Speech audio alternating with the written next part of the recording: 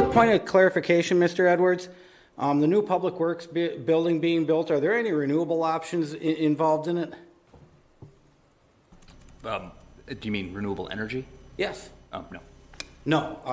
Has that building been planned with any kind of net zero considerations? No.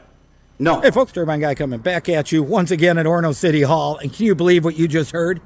Can you believe that? It's about an $18 million public works facility they're getting ready to build. And what do they say about modern technology and renewable energy? Quick point of clarification, Mr. Edwards. The new Public Works building being built, are there any renewable options involved in it? Do you mean renewable energy? Yes. No. No. Has that building been planned with any kind of net zero considerations? No. No. That's right. Us climate denying staff and council can't even be bothered to consider something that would be progressive and for the future of not only us, but the country and the world. The climate doesn't just affect Orono. We talked about that. Orono affects Lake Minnetonka like other communities, and you have to be careful. Well, what happens here affects us too. And they're building this huge Taj Mahal of a public works, and the climate-denying council and staff can't be bothered to consider that the Turbine Guy lives in town.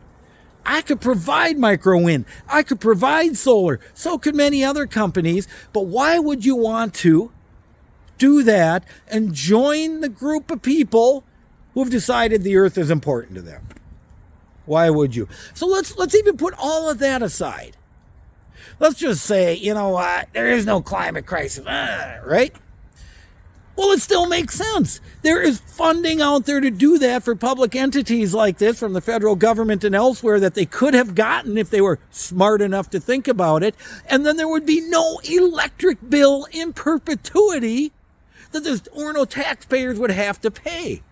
So these climate deniers up here not only ignore what's going on in the rest of the world, but don't care about the residents who have to foot the bill. Small public works to a huge public works, we don't really need it. This town isn't growing that much. But fine, if we're going to build a 100-year building, whatever happened to being smart about it? Now, unfortunately, you can't teach stupid, but they sure learned it up here. Turbine Guy, signing off.